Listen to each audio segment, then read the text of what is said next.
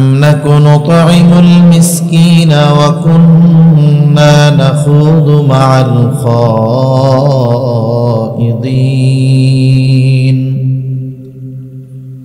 وكنا نكذب بيوم الدين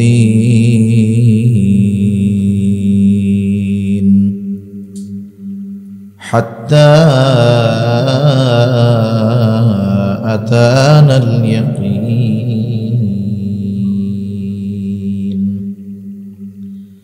صدق الله العلي العظيم. اللهم صل على محمد وعلى آل محمد كما صليت على إبراهيم وعلى آل إبراهيم إنك حميد مجيد. اللهم بارك على محمد وعلى آل محمد كما باركت على إبراهيم وعلى آل إبراهيم إنك حميد مجيد. আল্লাহর মহব্বতে আমরা একটু জবান খুলে জিকির করি, আর যদি একটু সম্ভব হয় মেহরবানি করে একটু যদি আগায়া কাছে কাছে বসি, অল্প সময়, বেশি সময় কষ্ট দেব না, একটু জিকিরের সাথে সাথে একটু আগায় বসি। লা ইলাহা ইল্লাল্লাহ লা ইলাহা ইল্লাল্লাহ লা ইলাহা ইল্লাল্লাহ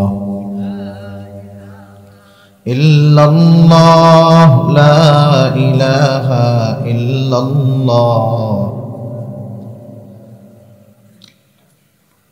লা ইলাহা ইল্লাল্লাহ মুহাম্মাদুর রাসূলুল্লাহ সাল্লাল্লাহু আলাইহি ওয়াসাল্লাম। আলহামদুলিল্লাহ, ঐতিহ্যবাহী গোপালগঞ্জ জেলার অন্তর্গত কাশিয়ানী থানাধীন যোধকুরা শামসুল উলুম মাদ্রাসা ও ইয়াতিমখানার উদ্যোগে আয়োজিত ৩৬তম বার্ষিক ওয়াজ মাহফিলের সম্মানিত শ্রদ্ধেয় সভাপতি, আমন্ত্রিত উলামায়ে কেরাম, সামনে উপস্থিত মুরব্বিয়ানে কেরাম, সমবয়সী যুবক বন্ধু, স্নেহের ছোট ভাই এবং পর্দার অন্তরালে অবস্থানরতা সম্মানিতা শ্রদ্ধেয়া মা ও বোন, দয়াময় আল্লাহ রাব্বুল আলামিনের দরবারে অগণিত শুকর যে মহান মালিক আমাদের হায়াতে বরকত দিয়ে সুস্থ রেখে দীর্ঘ রাত পর্যন্ত আন্তর্জাতিক খ্যাতি সম্পন্ন মুফাসসিরে কোরআন, সারা বাংলায় আলোড়ন সৃষ্টিকারী বক্তা, সুমধুর কণ্ঠের অধিকারী মুফতি ইমরান হুসাইন মুজাহিদি হাফিজাহুল্লাহ হজরতের জবান থেকে সুললিত কণ্ঠে খুবই গুরুত্বপূর্ণ কথা আপনারা শ্রবণ করতেছিলেন। আল্লাহ তাআলার তৌফিকে আমিও আপনাদের খেদমতে কিছু কথা পেশ করবার নিয়তে এখানে উপস্থিত হতে পেরেছি। যে মহান মনিব আমাদেরকে হাদিসের ভাষায় এই জান্নাতের বাগানে আসার বসার, কিছু কথা বলবার, শ্রবণ করবার সুযোগ দান করলেন, সে মহান মনিবকে খুশি করার জন্য মহাব্বতের সাথে জবান খুলে অন্তর থেকে আমরা একবার কালিমাতুশ শুকর পাঠ করি, আলহামদুলিল্লাহ। অগণিত দুরূদ ও সালাম সাইয়্যিদুল আম্বিয়া, আশরাফুল আম্বিয়া, খাতামুল আম্বিয়া, ইমামুল মুরসালিন, রহমাতুল লিল আলামিন মুহাম্মাদুর রাসূলুল্লাহ সাল্লাল্লাহু আলাইহি ওয়াসাল্লামের উপর। রাত যেহেতু অনেক, শহরের হিসাবে রাত 10টা কোনো রাতই না, এটা হলো সন্ধ্যা, কিন্তু গ্রামের হিসাবে অনেক রাত। আর আমি ওই শর্তের উপরেই দাওয়াত নিছি, যদি 10টার দিকে হয় তাহলে আমি পারবো। আসলে এলাকা বা পরিস্থিতি, আমি তো আর এই এলাকায় আগে পরে এদিকে তো আসা হয় নাই, আসছি ওদিকে এক জায়গায়, তো এলাকার আলোকে আসলে সময়টা আর একটু আগায় নিয়ে নেওয়ার দরকার ছিল। তা যাই হোক, গ্রামের মানুষ 10টা, 10:30, 11টা ঘুমিয়ে পড়ে, পরিশ্রমী মানুষ, সেজন্য আপনাদের বেশি সময় আমি কষ্ট দিব না। কারণ সারা রাত ওয়াজ করার কথা বা বেশি রাত ওয়াজ করার পক্ষে আমিও না। আবার দেখবেন মাঝে মধ্যে যখন ওয়াজ মাহফিলে বক্তা বলে চলবে, সবাই বলে হ্যাঁ চলবে। কতক্ষণ? কয় সারা রাত। যেই কয়টা সারা রাত কয় একটাও ফজরের নামাজ পড়ে না। কিন্তু যারা ফজরের নামাজ পড়ে 11টা 11:30 পার হলেই তাদের একটা পেরেশানি, টেনশন শুরু হয়ে যায়। সেজন্য বেশি রাত আমি আপনাদেরকে কষ্ট দিব না। আমি পবিত্র কোরআনুল কারীমের সূরা মুদ্দাসসির থেকে কয়েকটা আয়াত তিলাওয়াত করেছি। আল্লাহ তাআলার কাছে তৌফিক চাই, আল্লাহ তাআলা আয়াতগুলোকে সামনে রেখে কিছু কথা আমাকে বলার সুযোগ করে দেন, যেগুলো আমাদের সবার জন্য দুনিয়া আখিরাতে উপকারী হয়। সকলে জবান খুলে বলি আমিন। সম্মানিত উপস্থিতি, এ দুনিয়াতে মানুষ অনেক দলে, অনেক মতে, অনেক মতাদর্শে বিভক্ত। মানুষের মধ্যে কত দল আর কত মত এর হিসাব নাই। ছোট্ট একটা দেশ বাংলাদেশ, এই দেশেও প্রায় মনে হয় শতখানিক রাজনৈতিক দল আছে। প্রত্যেকটা দলের এক একটা মূলনীতি আছে, মতাদর্শ আছে। তার মানে দেখেন, দলের দিক দিয়েও বাংলাদেশ মোটামুটি 100 ভাগে বিভক্ত। বিভিন্ন ধর্মের, বর্ণের, মতাদর্শের মানুষ আছে দুনিয়াব্যাপী। তাহলে দেখেন, দুনিয়ার মানুষ যত দলে, যত মতে বিভক্ত হোক না কেন, আল্লাহ তাআলার কাছে দল হলো দুইটা। কয়টা? দুনিয়াতেও দুইটা, আখিরাতেও দুইটা। দুনিয়াতে এক দল হলো আল্লাহর দলের লোক, আর এক দল হলো শয়তানের দলের লোক। আখিরাতে হলো এক দল জান্নাতি, আর এক দল হলো জাহান্নামী। চূড়ান্তভাবে দল দুইটা হবে। তবে সূরাতুল ওয়াকিয়ার মধ্যে 3টা দলের কথা আল্লাহ তাআলা বলছেন। এক দল হলো ডানপন্থী, আর এক দল বামপন্থী, আর এক দল হলো অগ্রবর্তী। যারা অগ্রসর, সামনের দল, ডানপন্থী আর সামনে যারা, এরা জান্নাতি। যারা অগ্রগামী, এরা হলো বিনা হিসাবে জান্নাতি।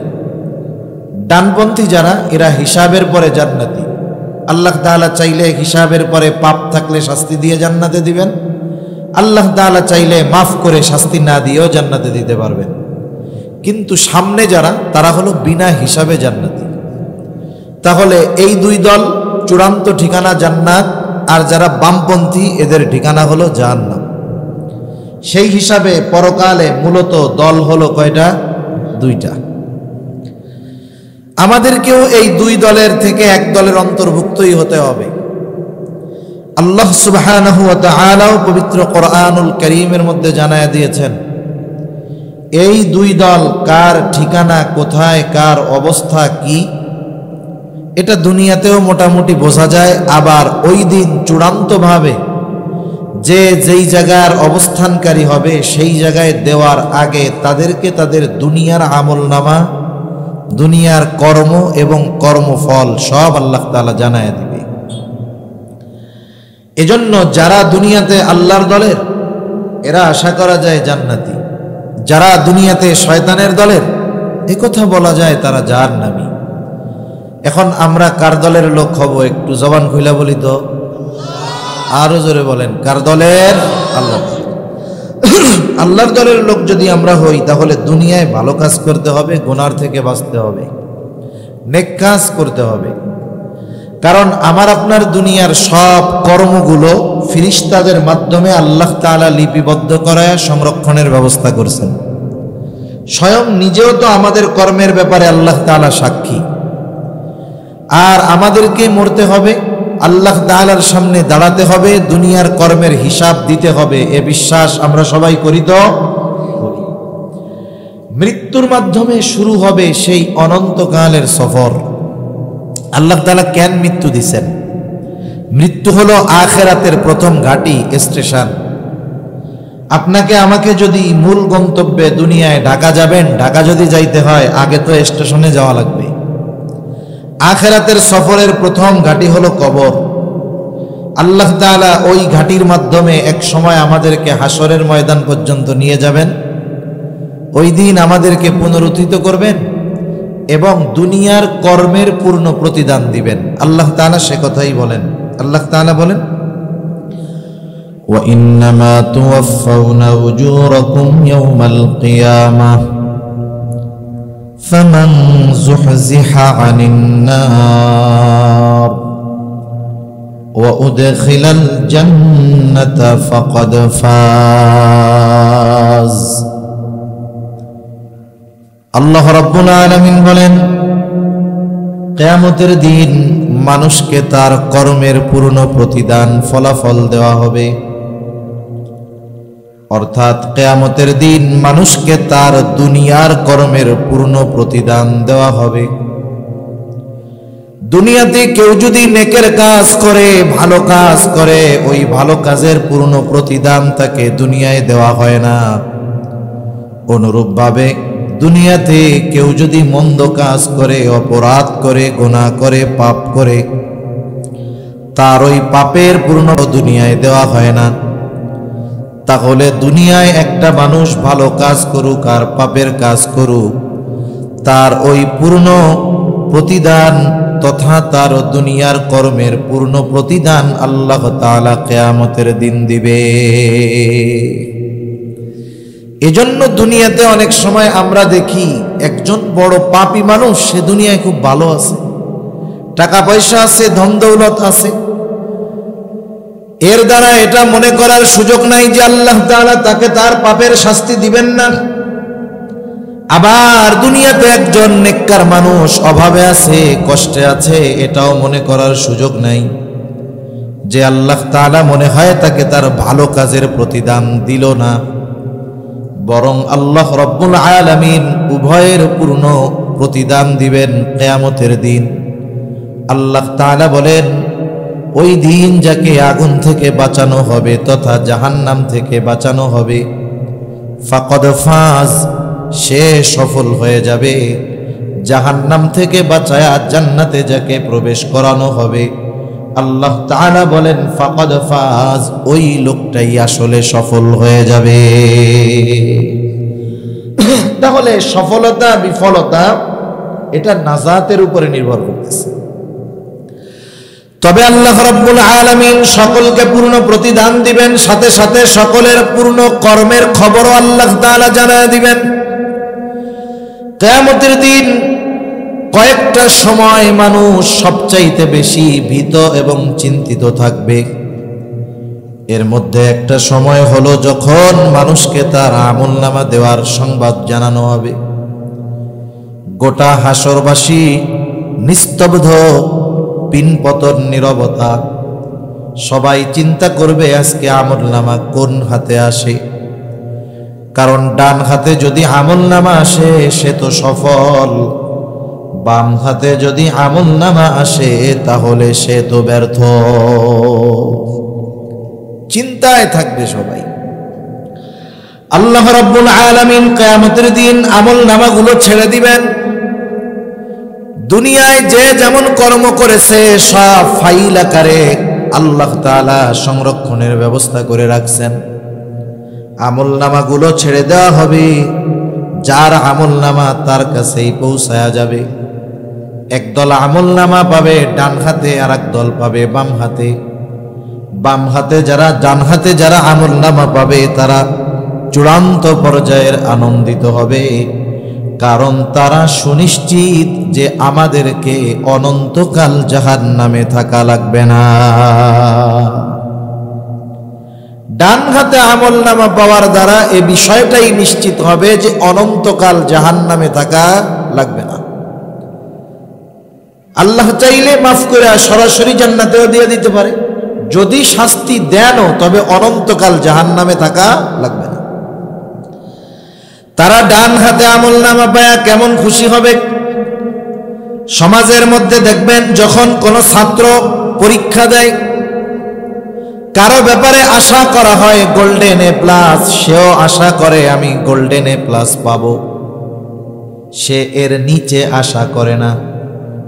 কিন্তু কিছু কিছু ছাত্র আছে গোল্ডেন এ প্লাস বহুদূর, ও চিন্তা করে পাশ করলেই হয়। একজন চিন্তা করে গোল্ডেন এ প্লাস পাওয়ার আশা, আর একজন চিন্তা করে ফেল না হইলেই হয়েছে। সবাই চিন্তিত যে ও তো ফেল যাবে, আর সবাই আশা করে ও গোল্ডেন এ প্লাস পাবে। এখন যারা নিয়ে সবাই আশা করছে গোল্ডেন এ প্লাস পাবে, বলেন তো ও যদি এ গ্রেডও পায় ওর খারাপ লাগে কি লাগে না? আবার দেখেন যারে নিয়ে চিন্তায় ছিল ও ফেল যাবে, ও যদি কোনো মতে 33 পায়া পাস হয়, বলেন তো খুশি হয় কি হয় না?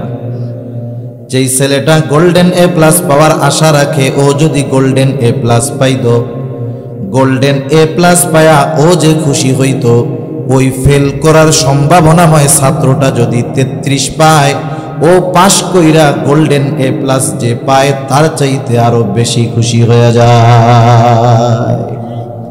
ও চিন্তা করে কোনো মতে তো পার হইছি। এখন ডান হাতে আমল নামা পায় সবার ওই নিচুর চিন্তা যে কমপক্ষে জাহান্নামে তো অনন্তকাল থাকতে হবে না, আল্লাহ যদি মাফ কইরা জান্নাতে বিনা হিসাবে দিয়ে দেয় তো পায়া গেলাম।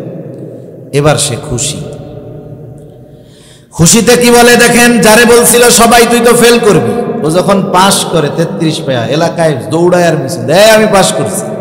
কি পাইছি এটা পরে, পাশ তো করছি। ডান হাতে যে আমল নামা পাবে সে কি করবে? আল্লাহ তাআলা বলেন فَأَمَّا مَنْ أُوتِيَ كِتَابَهُ بِيَمِينِهِ فَيَقُولُ هَاؤُمُ اقْرَءُوا كِتَابِيَهْ إِنِّي ظَنَنْتُ أَنِّي مُلَاقٍ حِسَابِيَهْ। ডান হাতে আমল নামা পেয়ে সে আনন্দে মানুষদেরকে বলবে হাউম করাউ কিতাবিয়া, এই তো আমার কিতাব, এই তো আমার আমল নামা পড়ো, এই তো আমার আমল নামা পড়ে দেখো কত ভালো আমল করেছি, বিনিময়ে জান্নাত দিবে। ডান হাতে আমল নামা পেয়ে গেছি। ডান হাতে আমল নামা পাবার কারণটাও সে উল্লেখ কইরা বলবে ইন্নী যানানতু আন্নী মুলাকিন হিসাবিয়া, আমি ডান হাতে আমল নামা পাওয়ার কারণ হলো যে আমি দুনিয়াতে এই ব্যাপারে দৃঢ় বিশ্বাস রাখতাম, ধারণা রাখতাম যে আমাকে আমার দুনিয়ার কর্মের হিসাবের মুখোমুখি হওয়া লাগবে। আমি দুনিয়ায় এটা দৃঢ়ভাবে বিশ্বাস করতাম যে আমি দুনিয়ায় যে কর্ম করতেছি ওই কর্মের হিসাব দুনিয়ার কারো কাছে দেওয়া লাগুক আর না লাগুক, কার কাছে দেওয়া লাগবে? আল্লাহ তাআলার কাছে দেওয়া লাগবে। এই জবাবদিহিতার চিন্তা যার মধ্যে আছে, এই জবাবদিহিতার ভয় যার মধ্যে আছে, তাকে দুনিয়ার কোনো ভয়ভীতি দেখানো লাগে না। শুধু এই চিন্তাটাই তাকে স্মরণের মানুষে পরিণত করে তুলতে পারে। সুবহান। এ চিন্তাই তাকে গুনাহমুক্ত জীবন অতিবাহিত করার জন্য সাহায্য করতে পারে। এছাড়া দুনিয়ার আইন, শাস্তির ভয় এগুলো মানুষকে সাময়িকভাবে অপরাধ থেকে বিরত রাখলেও পরিপূর্ণভাবে পাপাচার থেকে মানুষকে বাঁচাতে পারে না। আরেক দল আমলনামা পাবে বাম হাতে, তাদের অবস্থা কি হবে? আল্লাহ তাআলা জানায় দেন বাম হাতে যাকে আমলনামা দেওয়া হবে সামনাসামনি দেওয়া হবে না, আমলনামাটা দেওয়া হবে বুক চিরে, বাম হাতটাকে পেছনে নেওয়া হবে। এইবার বাম হাতের মধ্যে যখন আমলনামা দেওয়া হবে পেছন দিকে হাত নিয়া আল্লাহ রাব্বুল আলামিন জানায় দেন তাদের অবস্থা কেমন হবে, তারা কি বলবে। আল্লাহ বলেন ওয়া আম্মা মান উতিয়া কিতাবাহু বিশিমালি ফায়াকুলু ইয়া লাইতানি লাম উতা কিতাবিয়া ওয়া লাম আদরি মা হিসাবিয়া ইয়া লাইতাহা কানাতিল কাদিয়া। আল্লাহ রাব্বুল আলামিন বলেন যারা বাম হাতে আমলনামা পাবে তারা বলবে ইয়া লাইতানি লাম উতা কিতাবিয়া, হায় আফসোস আমি যদি এই কিতাব না পাইতাম, কতই না ভালো হতো যদি এই আমলনামা না পাইতাম। ওয়া লাম আদরি মা হিসাবিয়া, আমি যদি আমার হিসাবটা না জানতাম কতই না ভালো হতো। ইয়া লাইতাহা কানাতিল কাদিয়া, ওই যে প্রথমবার যে দুনিয়ার থেকে মরছিলাম ওই মরণটাই যদি আমাকে চূড়ান্তভাবে নিঃশেষ করে দিত কতই না ভালো হতো। আফসোস করতে থাকবে। ডান হাতে আমলনামাওয়ালা জান্নাতি, বাম হাতে যে আমলনামা পাবে সে তার কর্মের কারণে যেই শাস্তি তার প্রাপ্য সেটা সে পেতে থাকবে। এ কথাই আল্লাহ তাআলা কুরআনুল কারীমের মধ্যে জানায়া দিয়ে বলেন, কুল্লু নাফসিন বিমা কাসাবাত রাহিনা ইল্লা আসহাবাল ইয়ামিন। আল্লাহ তাআলা বলেন, প্রত্যেকটা মানুষ তার কর্মের নিকটে আবদ্ধ থাকবে। মুফাসসিরিন একরাম বলেন, এর দ্বারা উদ্দেশ্য হলো বাম হাতে যারা আমলনামা পেয়েছে তারা তাদের ওই পাপ কর্মের কারণে জাহান্নামের মধ্যে আবদ্ধ থাকবে। তবে তারা নয়, কারা? আসহাবুল ইয়ামিন, যারা ডান হাতে আমলনামা পেয়েছে তারা তাদের কর্মের কারণে জান্নাতের মধ্যে অবস্থান করতে থাকবে। সর্বশেষ অবস্থা, ডান হাতে আমলনামা যারা পেল তারা জান্নাতি, বাম হাতে যারা পাবে তারা জাহান্নামী। জান্নাতি জান্নাতে যাবার পরে না আছে কোনো চিন্তা, না আছে কোনো ভয়, না আছে কোনো পেরেশানি। হাসরের ময়দানে যখন অবস্থান করবে সবাই ভীত সন্ত্রস্ত থাকবে, কেউ কাউকে চিনবে না। হাসরের ময়দানের একটা চিত্র আল্লাহ তাআলা কুরআনুল কারীমের মধ্যে তুলে ধরে বলেন, ইয়াউমা ইয়াফিরুল মারউ মিন আখিহি ওয়া উম্মিহি ওয়া আবিহি ওয়া সাহিবাতিহি ওয়া বানিহি লিকুল্লি ইমরিইম মিনহুম ইয়াউমাইযিন শা'নুন ইউগনি। আল্লাহ রাব্বুল আলামিন বলেন, কিয়ামতের দিন ভাই ভাইয়ের থেকে পলায়ন করবে। ওয়া উম্মিহি ওয়া আবিহি, পিতা মাতার থেকে পলায়ন করবে। ওয়া সাহিবাতিহি ওয়া বানিহি, যেই স্ত্রী সন্তান না দেখলে অন্তরটা শীতল হয় না, কিয়ামতের দিন ওই স্ত্রী সন্তানদের থেকে পলায়ন করবে। শুধু তাই না, প্রত্যেকটা মানুষ নিজের চিন্তায় বিভোর থাকবে, কেমন করে আজকের দিনে নাজাত পেয়ে জান্নাতে যাওয়া যায়। একটা মানুষ তো এমনও বলবে, আল্লাহ আজকে আপনি সকলকে জাহান্নামে দিয়ে হলেও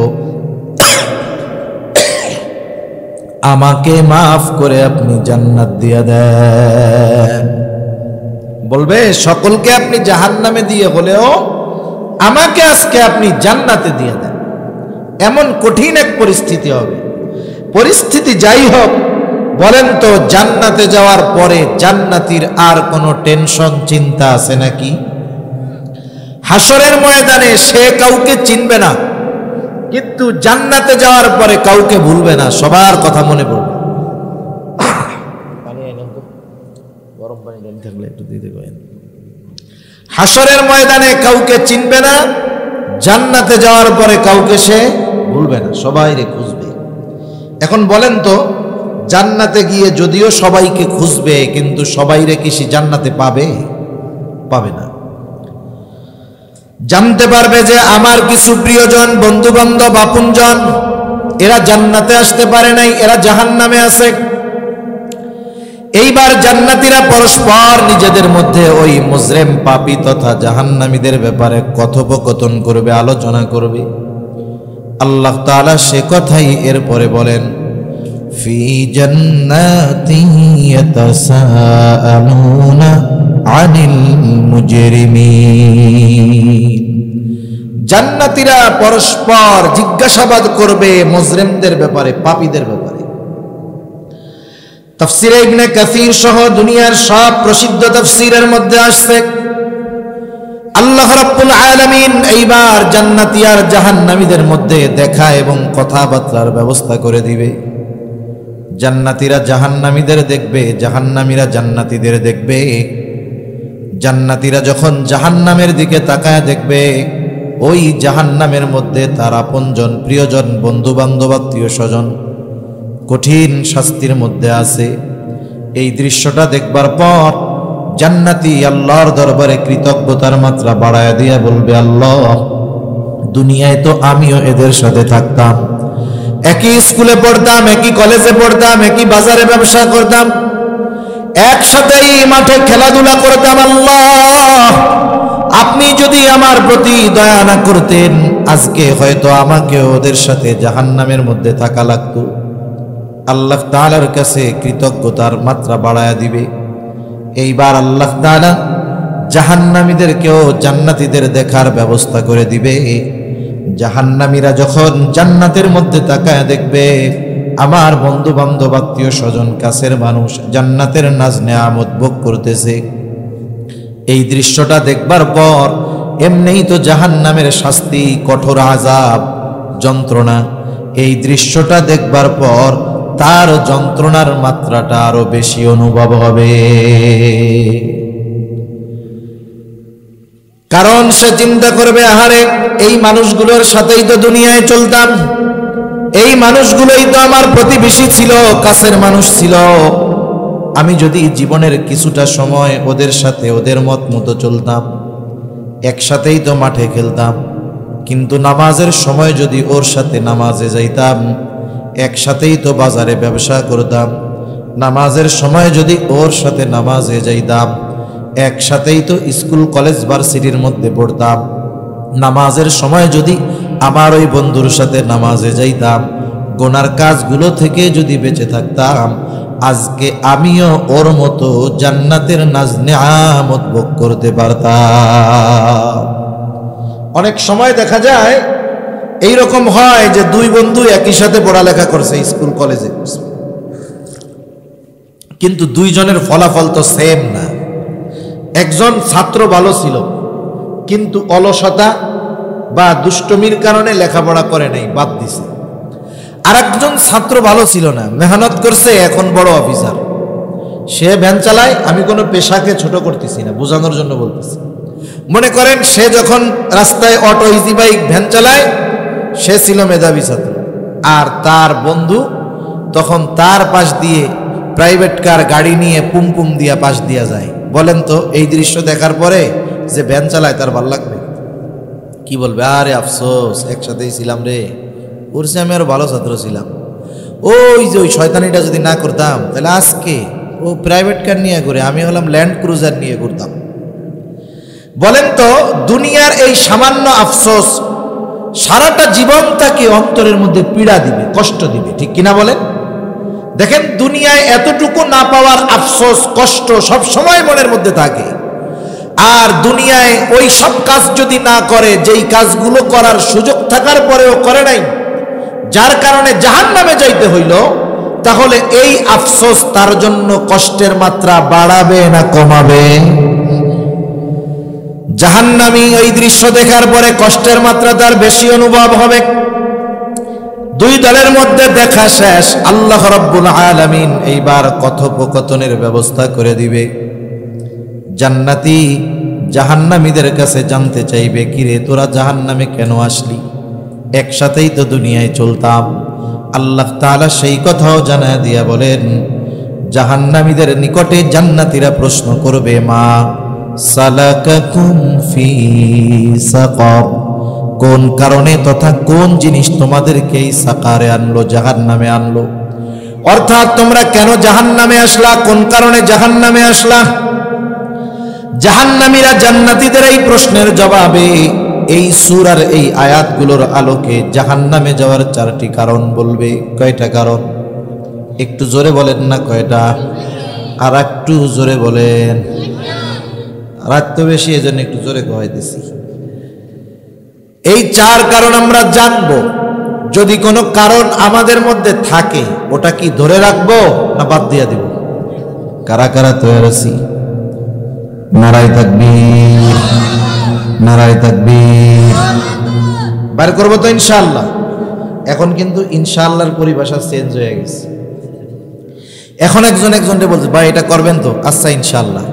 এখন যদি ইনশাআল্লাহ বলে, ও মনে করে তাহলে মনে হয় করবে না। কারণ ইনশাআল্লাহরে আমরা না করার বস্তু বানাই নিছি। একটা কাজ করব না, বলবো না বা যাব না, ইনশাআল্লাহ যাবো না, তার মানে আল্লাহ চাইলে যাব। এটা হলো এখন না যাওয়ার মতো। যার কারণে দেখেন একজন যখন বলে, ভাই এই কাজটা করবেন তো? ইনশাআল্লাহ। ভাই না না, ভালো মতো কোন ভাই, করবেন তো?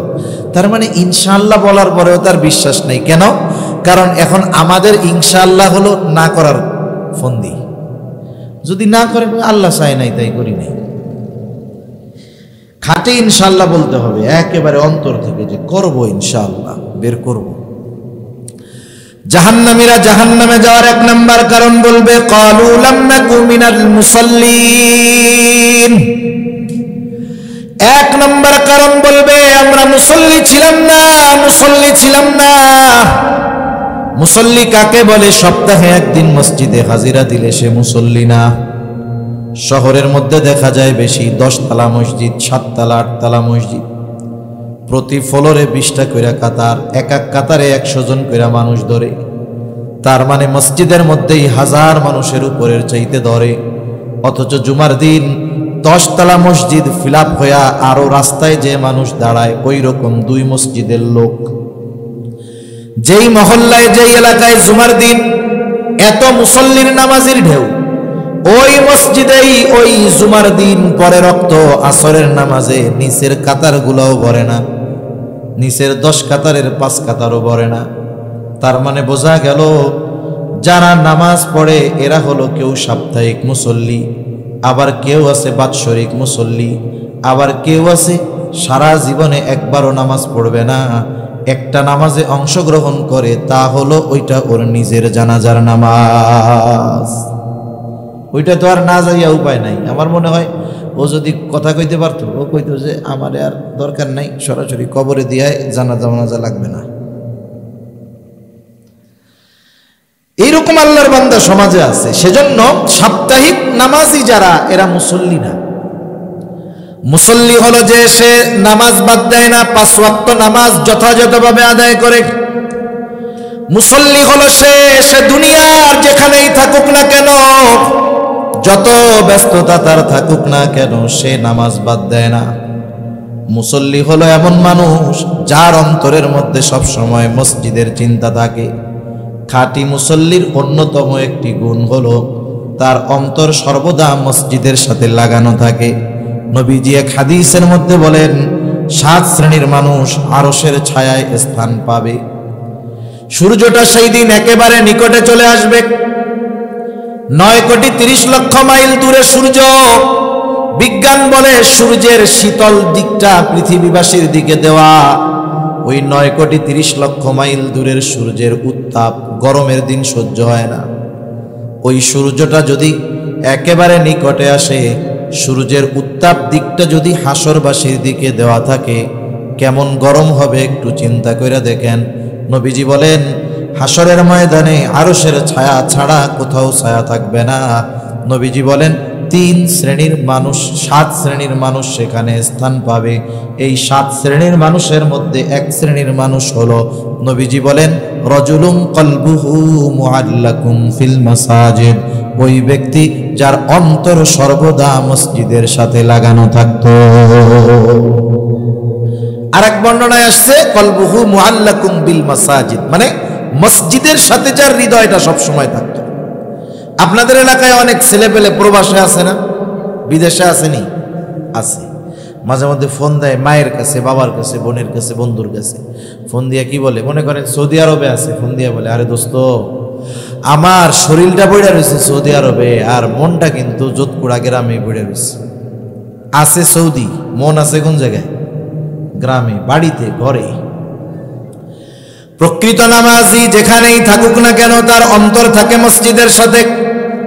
ও তো সৌদি আরব থাকার কারণে মন চাইলেও ডেলি আসতে পারে না, কিন্তু মুসল্লির অন্তর তো মসজিদের সাথে, মসজিদ মুসল্লির অন্তরের সাথে। এই জন্যই যখন মুয়াজ্জিন আহ্বান করে, মুসল্লি যে কাজেই ব্যস্ত থাক না কেন দৌড় দিয়া মসজিদের কাছে হাজির হয়ে যায়। তাহলে প্রকৃত মুসল্লি আরশের ছায়ায় স্থান পাবে।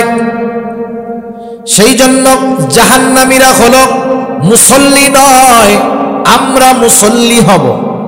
মুসল্লি হলে শুধু যে আখিরাতের লাভ তা নয়, মুসল্লি হলে দুনিয়ার লাভ আছে না নাই? অনেক লাভ আছে, একটা লাভ শুনাই যার মধ্যে সব লাভ অন্তর্ভুক্ত হয়ে যায়। দেখেন আমাদের দেশে যারা নামাজ পড়ে না, নামাজ না পড়ার কিছু কারণ আছে। নামাজ না পড়ার কারণগুলোর মধ্যে অন্যতম এক কারণ হলো তার কাজকর্ম। কাজকর্মের জন্য নামাজ পড়তে পারে না। দোকানদাররে জিজ্ঞাসা করবেন বেনামাজি দোকানদার কি বলে, বলে আমার দোকানের ব্যস্ততায় নামাজ পড়ার টাইম পাই না। ভ্যানওয়ালা নামাজ পড়ে না কেন, কয় ভ্যান চালাই এই যান যায়, কিস্তির টাকা শোধাইতে পারি না, নামাজ পড়বো কোন সময়। কৃষক যে সে কৃষি কাজ করে, সে ব্যস্ততার ঠেলায় নামাজ পড়তে পারে না, কয় জমি নিড়াই এই তো মাজার ব্যথা যায় না, নামাজ পড়বো কোন সময়। এক কথায় তুমি ভোকাল কমাও, আওয়াজটা টনটন করো, রিভার্ব দাও, ইকো কমাও, আওয়াজটা টনটন হবে, ঘোরাও কেন, শুরুতে তো ভালো হয়েছিল। তাহলে মানুষ নামাজ না পড়ার কারণ হলো কি, যে তার কর্ম, কি বলেন, কর্ম, হালকা রিভার্ব দাও, রিভার্ব দাও, তার কর্ম, কর্মের কারণে সে নামাজ পড়ার টাইম পায় না। এখন বলেন তো, মানুষ কি কর্ম শখে করে না রিজিকের জন্য করে? একটু জোরে বলেন, নাকি কাজকর্ম ফাউ ফাউ আপনারা কইরা দেন? চাকরি বাকরি কেউ ফাউ ফাউ করে না, ব্যবসা বাণিজ্য কেউ ফ্রি ফ্রি করবে না। মানুষ তার কর্ম করে জীবন উপকরণ, রিজিকের জন্য। রিজিক শব্দের বাংলা অর্থ হলো জীবন উপকরণ, তার মানে জীবন পরিচালনার জন্য যা কিছু প্রয়োজন সব কিছু রিজক। টাকা পয়সা রিজক, একজন নেককার সন্তান রিজক, একটা নেককার বিবি রিজক, সুস্থতা রিজক। এক কথায় মানুষ রিজিকের জন্য, উপার্জন করার জন্য সে কাজকর্ম করে। বুঝে থাকলে একটু জবাব দিবেন, বলেন তো, যেই রিজিক উপার্জনের জন্য ব্যস্ত থাকার কারণে নামাজ পড়তে পারে না, সেই রিজিকের মালিক কে? আরো জোরে বলেন কে? এখন বলেন তো, রিজিকের মালিক যদি রিজিক পাওয়ার পদ্ধতি বইলা দেয়, ওই পদ্ধতি বাদ দিয়া যদি আমরা শুধু কাজকর্মের মধ্যে রিজিক তালাশ করি, হয়তো পাওয়া যাবে কিছু ঠিক, কিন্তু বরকতময় রিজিক পাওয়া যাবে না। সেই জন্য রিজিকের মালিক, রিজিক পাওয়ার পদ্ধতি আমাদের জানায় দিয়া বলেন, বান্দা ওয়া'মুর আহলাকা বিস-সালাতি ওয়াসতাবির আলাইহা লা নাসআলুকা রিজকা। রিজিকের মালিক বলে, বান্দা তুমি তোমার অধীনস্থ যারা আছে, ঘরের মানুষ যারা আছে, তাদেরকে নামাজের আদেশ করো, তুমিও তার উপরে অটল থাকো। তার মানে ঘরের মানুষগুলারেও মুসল্লি বানাও, তুমি নিজেও মুসল্লি হয়ে যাও, তাইলে লাভ কি? আল্লাহ তাআলা বলে, বান্দা লা নাসআলুকা রিজকা, আমি আল্লাহ তোমার কাছে রিজিক চাই না, বরং তুমি নামাজি, তোমার ঘরের মানুষগুলো যদি নামাজি হয়ে যায়, নাহনু নারযুকুকা, নামাজি হওয়ার কারণে আমি আল্লাহ তোমাকে রিজিক দিয়া দিব। আর একটু আস্তে কন। তাহলে মুসল্লি হইলে রিজিকের জিম্মাদারি কার? মনে রাখবেন, পরিমাণের উপরে বরকত নির্ভর করে না। এ সমাজে অনেক মানুষ আছে, লাখ টাকা উপার্জন করার পরেও মাস শেষে পকেটে টাকা থাকে না। আবার অনেক আল্লাহর বান্দা আছে, উপার্জন কম, এরপরেও ওর মধ্যে আল্লাহ তাআলা বরকত দেয়। যেমন দেখেন মসজিদের ইমাম, মাদ্রাসার হুজুর, বাস্তবতা হলো তাদের পরিশ্রম অনুযায়ী তাদের ওজিফা, তাদের সম্মানী অতি অতি কম, ঠিক না? আবার দেখেন কমও দেয়, আবার থাকে বাকি। যদি বেতন বাড়াইতে বলে কমিটি কয়, হুজুর আপনাকে ইনকামে বরকত আছে, বলে না এরকম? এই বরকতের এই দোহাই দিয়ে পাবলিকরে ঠকানো যাবে না। ইমাম সাহেব, মাদ্রাসার শিক্ষক, মুয়াজ্জিন, এদেরকে এই দোহাই দিয়ে কি ঠকানো যাবে না। তবে যতটুকু দেওয়া হয় এটা বর্তমান জামানায় অতি কম, এরপরেও এদের চলে। কেমনে চলে, কেন চলে? কারণ একজন ইমামের ঘরে আপনি বেনামাজি পাবেন না, মাদ্রাসার শিক্ষকের ঘরে আপনি বেনামাজি পাবেন না। ইমাম নিজেও মুসল্লি, ইমামের ঘরের 3 বছরের ল্যাংটা পোলাটাও মুসল্লি, ঠিক কিনা বলেন? ওনার ওয়াইফ, স্ত্রী মুসল্লি, নামাজি, মেয়েটা নামাজি, বাবা নামাজি, মা নামাজি। এই যে ছোট্ট ছোট্ট বাচ্চাগুলো ইমাম সাহেবের ঘরে এই যে আল্লাহরে সেজদা দেয়, এই সেজদাগুলো বৃথা যাইতে পারে না। আল্লাহ তাআলা এই মুসল্লি হওয়ার কারণে, নিজে মুসল্লি, ঘরের মানুষগুলো মুসল্লি হওয়ার কারণে উপার্জন অল্প হওয়ার পরেও ওই উপার্জনের মধ্যে আল্লাহ বরকত ঢেলে দেয়। আবার কত মানুষ আছে লাখ টাকা উপার্জন করে মাসে, কিন্তু মাস শেষে বরকত নাই, খালি কয় নাই আর নাই। অনেক সময় আমাদের দেশের প্রবাসী ভাইয়েরা মাঝে মধ্যে হোয়াটসঅ্যাপের মধ্যে মেসেজ দেয়, মাঝে মধ্যে ফোন দেয়, বলে হুজুর একটু দোয়া কইরেন, ওয়াজ টোয়াজ শুনি, একটু দোয়া কইরেন। কি হইছে, কিসের দোয়া? বলে হুজুর এত উপার্জন করি কিন্তু বরকত নাই, লক্ষ টাকা উপার্জন করি, টাকা মাসের শেষে থাকে না। আমি এবার মাঝে মধ্যে জিজ্ঞাসা করি কি ব্যাপার, বদ অভ্যাস টভ্যাস আছে নাকি? তার মানে জুয়া টুয়া খেলো নাকি, ক্যাসিনোতে আবার যাও নাকি, আবার নেশা পানি করার অভ্যাস আছে নাকি? বলে না হুজুর, ওগুলো তো বহুদূর, কোনো জায়গায় যাই না, অফিসে যাই, ডিউটি করি, রান্না বান্না করি, খাই, নামাজ কালাম পড়ি, কিছুর মধ্যে নাই, এরপরেও কেন বরকত হয় না? তখন জিজ্ঞাসা করি, বরকত হয় না তুমি নিজে নামাজি বুঝলাম, কিন্তু তোমার ঘরের মানুষ দিয়া ধুমসে মার্কেট করে আনবে, এত করে বুঝাই যে সাবধান, মরতে হবে, একটু পর্দা করো, কিন্তু সে পর্দা করে না। আমার ভাইয়ের সামনেও যায়, তার চাচাতো মামাতো খালাতো সবার সামনে যায়, নামাজ কালামের খবর নাই। বলে হুজুর নিজে তো হইতেছে খারাপ, আমার মাইয়াডারেও খারাপ বানায় ফেলতেছে। আমি তখন বলি ভাই, তুমি তো ছিদ্র কলসে পানি ঢালতেছ, কিয়ামত পর্যন্ত যদি হায়াত পাও ঢালতে থাকবা, কিন্তু পানি কলসে দাঁড়াবে না। কারণ তোমার ঘরের মানুষ নামাজি না, মুসল্লি না, বাপও নামাজ পড়ে না, এখন আরো জুই দিয়েছে, ওলা ইনকাম করে, আগে তো কষ্ট করছে, এখন ইনকাম করে টাকা পাঠায়, এখন সুন্দর মতো চার দোকানে বসে বিড়ি টানে আর টেলিভিশন থেকে বসে বসে। বরকত হবে না। সেই জন্য বলি দুনিয়ার জন্য হলেও মুসল্লি হয়ে যান, কারণ যে কোনো ইবাদত শুরু করার দরকার, ধারাবাহিকতা যদি বজায় রাখা যায়, ওই ইবাদতের দ্বারা এক সময় দুনিয়া আখিরাতের কল্যাণ অর্জিত হবে। আমরা মুসল্লি হব তো ইনশাআল্লাহ? কোন ইনশাআল্লাহ কইছেন? আসলটা তো নাকি? আচ্ছা ঠিক আছে। তাহলে জাহান্নামীরা জাহান্নামে যাওয়ার এক নাম্বার কারণ তারা মুসল্লি নয়। আমরা মুসল্লি হব। মুসল্লি হলে দুনিয়ার লাভ, আখিরাতের লাভ। মুসল্লি হলে দুনিয়ার অন্যতম লাভ, রিজিক পাওয়া যায়। আর ঘোষণা দিছেন কে রিজিকের মালিক, সেই জন্য মুসল্লি হলে দুনিয়ার লাভ, আখিরাতের লাভ। 2 নাম্বার, তারা বলবে ওয়ালাম নাকু নুতঈমুল মিসকিন, আমরা মিসকিনদেরকে খানা খাওয়াইতাম না। খানা খাওয়ানো সাধারণভাবে ফজিলতের কাজ, খানা খাওয়ানো সাধারণভাবে ফজিলতের কাজ। কষ্ট হইতেছে না তো আপনাদের? আর একটা জিনিস হইল, ওই অপরিচিত গন্তব্য কাছে হইলেও দূরে মনে হয়। আপনি যে জায়গায় জীবনেও যান নাই, চেনেন না, মোবাইলের ম্যাপ ট্যাপ নাই, যাওয়ার সময় কি মনে হয়? আসার সময় কাছে। এখন আমি তো বইলে যাইতেছি, কিন্তু কয়টা পর্যন্ত বলবো এটা তো আর আপনারা জানেন না, জানেন? তাহলে এখানে আমাদের গন্তব্য অনির্দিষ্ট। গন্তব্যটা জানায় দিলে আপনাদেরও সুবিধা, আমারও সুবিধা। আপনারা ওই ধরনের মন মানসিকতা থাকবে যে উনি ওই ক্যাটার মধ্যে শেষ করে দিবে। আমার গন্তব্য হলো 11:15, আমি 10:15টার পরে শুরু করছি, 10:10টার দিকে শুরু করছি, 11:15টা ইনশাল্লাহ শেষ হয়ে যাবে। হয়তো আর 14, 15, 16 মিনিটের মতো এরকম আছে মনে হয়।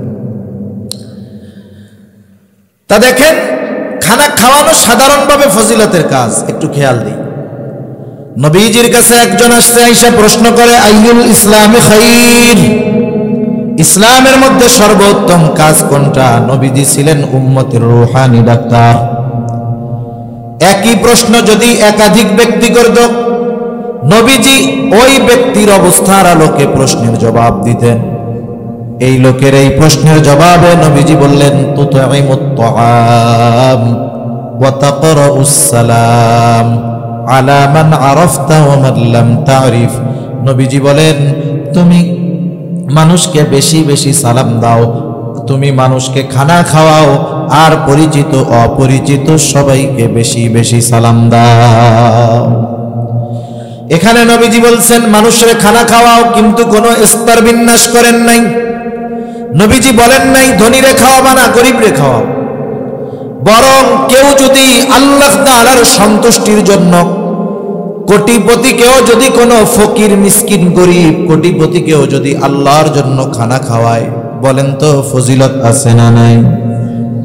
আত্মীয় স্বজন দাওয়াত দিয়ে যদি খানা খাওয়ানো হয়, ফজিলত আছে না নাই? আপনার ছেলের বিবাহ দিয়েছেন, অলিমা দিয়া আত্মীয় স্বজন দাওয়াত দিয়া খাওয়াইলেন, ফজিলত আছে না নাই? আরো জোরে বলেন আছে না নাই? এখন খানা খাওয়াইয়া দরজা একটা বানাইয়া টেবিল পাইতা বৈশা রইছেন, বলেন তো ফজিলত আছে না নাই? আরে এক্ষেত্রেও তো আছে ফজিলত। নগদ ক্যাশের ফজিলত আছে না?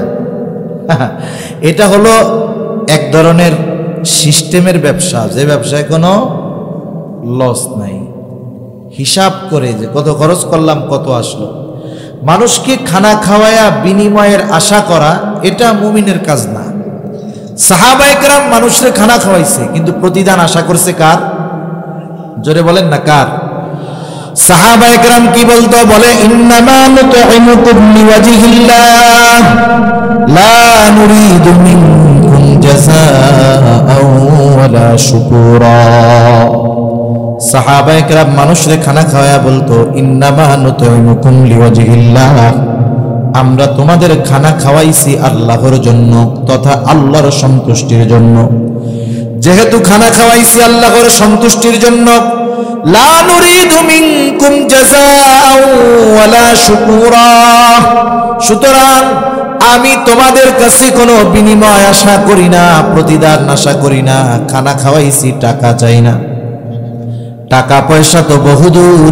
ওয়ালা শুকুরা, এই খানা খাওয়ানোর বিপরীতে আমরা তোমাদের কাছে কৃতজ্ঞতাও আশা করি না।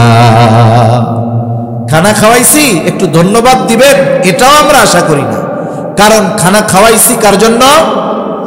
প্রতিদান দিবেন কে?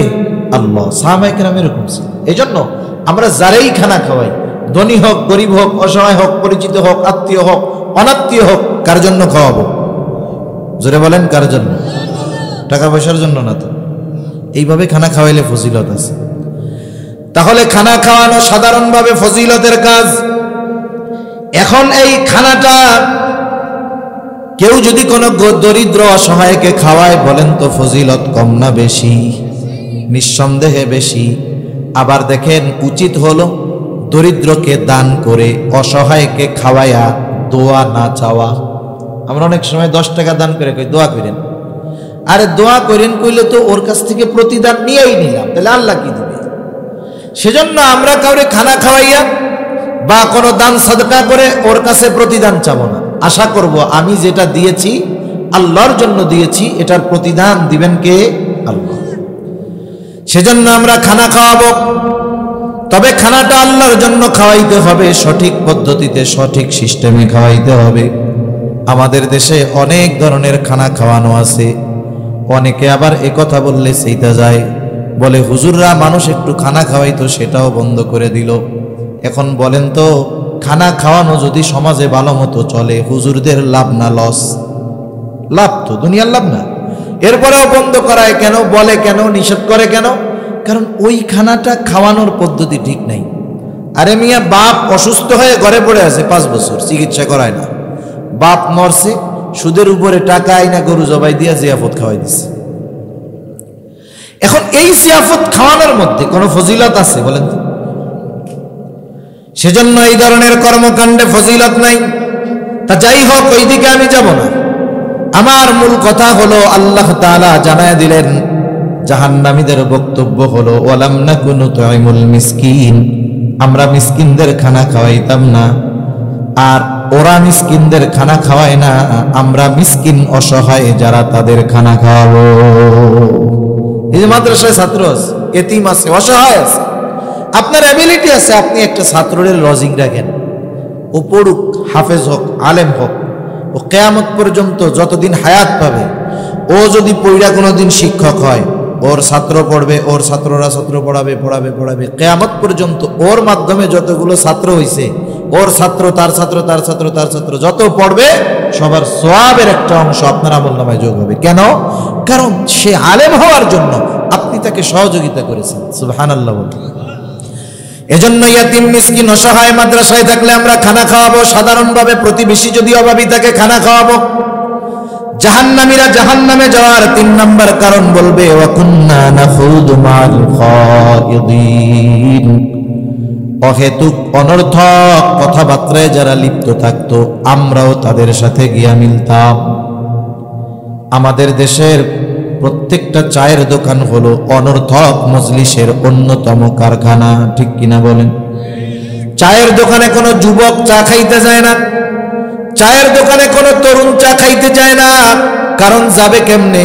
ওই যুবকের বাপ, বুড়া বাপ, দাড়ি পাকা বাপ, সে তো চার দোকানে বৈশা বৈশা চা খায়, বিড়ি টানে আর সিনেমার মধ্যে নাচ গান দেখে বেড়াইতেছে। এই লজ্জায় যুবক কেমনে দোকানে গিয়ে চা খাবে? আজকে দুনিয়ার অধিকাংশ চায়ের দোকানগুলো সব মুরব্বীদের গল্প গুজব আর গোনা কামানোর জায়গা। চার স্বাদ যত হোক, টেলিভিশন না থাকলে ও চার দোকান শেষ, কাজ হবে না। আর যার দোকানে টেলিভিশন আছে, ভালো বসার জায়গা আছে, দেখবেন সকাল থেকে দোকান বন্ধ হওয়ার আগ পর্যন্ত ওই দোকান কোনো সময় খালি হয় না, সবাই আছে। এখন চার দোকানে যে গল্পগুলো হয়, ওই জায়গা তো কোরআন হাদিসের গল্প হয়, জান্নাত জাহান্নামের আলোচনাও কিছু হয়, মাসলা মাসাইলও মাঝে মধ্যে বলা কওয়া হয়, নাকি হয়? হয়, কিচ্ছু হয় না। ওইসব জায়গায় সব গীবত, অন্যর সমালোচনা, আলোচনা এসবই হয়। এখন চায়ের দোকানে মানুষ যায় কেন? অধিকাংশ ক্ষেত্রে যাদের কোনো কাম কাজ নেই, সময় অনেক আছে, এই মানুষগুলো চায়ের দোকানে বেশি যায় সময় কাটানোর জন্য। এখন যেই মুরব্বী সময় কাটানোর জন্য চায়ের দোকানে বৈশা আছে, ওই মুরব্বীরে যদি বলা হয়, মুরব্বী এক কাজ করেন, প্রস্তুতি নেন, এই যে ইস্তেমা হবে আল্লাহ যদি চায় 2, 3, 4 ফেব্রুয়ারি মাসের, প্রস্তুতি নেন, ওই জায়গা থেকে 3 চিল্লায় চলে যাবেন, যেহেতু আল্লাহ সময় আপনারে অনেক দিছে। তখন দেখবেন ওই মুরব্বী বলবে যে আমার টাইম নাই, আমার এত ব্যস্ততা, নড়ারও টাইম নাই। একটু আগে সময় কাটানোর জন্য চায়ের দোকানে বৈশা থাকে, কিন্তু দিনই কাজ করার কথা যখন বলা হয়, ওই সময়ওয়ালা মানুষটাও তখন ব্যস্ত হয়ে যায়। সেই জন্য এই অনর্থক সময়গুলো যে এই মজলিসগুলায় ব্যয় করতেছি, এটা আফসোসের কারণ হবে। আপনার আমার সময় আছে, মুরব্বী মানুষ সন্তান উপার্জন করে, চায়ের দোকানে সময় না কাটাইয়া মসজিদে কাটান। মাদ্রাসায় গিয়ে কোরআন পড়তে পারেন না, হেফজখানার ছাত্রদের পাশে বসে কোরআন শোনেন, নিজে কোরআন শেখার চেষ্টা করেন, দাওয়াত ও তাবলীগে সময় দেন। এই অবস্থায় যদি দিন শিখতে শিখতে মৃত্যু চলে আসে, আশা করা যায় তালিবুল ইলমের কাতারে নামটা উঠে যাবে ইনশাআল্লাহ, ঠিক কিনা বলেন? সেজন্য জাহান্নামীরা বলবে আমরা অনর্থক মজলিসের মধ্যে লিপ্ত ছিলাম। লম্বা আর করব না, যেহেতু হুজুর চলে আসছে, লম্বা করা ঠিক হবে না। 4 নাম্বার, ওয়া কুন্না নুকাযযিবু বিয়াউমিদ্দিন, আমরা কিয়ামতের দিবসকে অস্বীকার করতাম। বুজুর্গানে দিন উলামায়ে কেরাম বলেন অবস্থা 2টা হতে পারে। একটা হলো কিয়ামতকে অস্বীকার করে, অস্বীকার যদি করে চিরস্থায়ী জাহান্নামী, কোনো সন্দেহ নাই। আর একটা হলো বিশ্বাস করত ঠিক, কিন্তু কিয়ামতের ব্যাপারে উদাসীন ছিল, তাকেও লম্বা সময় জাহান্নামে থাকতে হবে। তার মানে কিয়ামতের প্রতি দৃঢ় বিশ্বাসী আমাদের হওয়ার দরকার। কারণ যে যত কিয়ামতের ব্যাপারে যত দৃঢ় বিশ্বাস, দুনিয়ায় তার কাজকর্ম তত সুন্দর। ওই যে ডান হাতে যে আমলনামা পেয়েছে, ডান হাতে আমলনামা পাবার কারণ হিসাবে সে বলছে, আমি এই ব্যাপারে দৃঢ় বিশ্বাস রাখতাম যে আমাকে আমার কর্মের হিসাব আল্লাহ তাআলার সামনে দেওয়া লাগবে। এই হিসাব দিতে হবে কিয়ামতের দিন। সে ওই কিয়ামতের উপরে অতি বিশ্বাসী ছিল, দৃঢ় বিশ্বাসী ছিল, যার কারণে তার দুনিয়ার কর্ম সুন্দর, আমলনামা ডান হাতে। জাহান্নামীরা বলবে এভাবে চলছে দুনিয়ার হায়াত। হায়াত নামক মোমবাতি যখন জ্বালায় দেওয়া হয়, আস্তে আস্তে শেষ হয়, মোমবাতি শেষ, আলো নিভে যায়। হায়াত নামক মোমবাতি মায়ের পেটে থাকতেই জ্বালায় দেওয়া হয়েছে, এখন শুধু কমতেছে। কোন সময়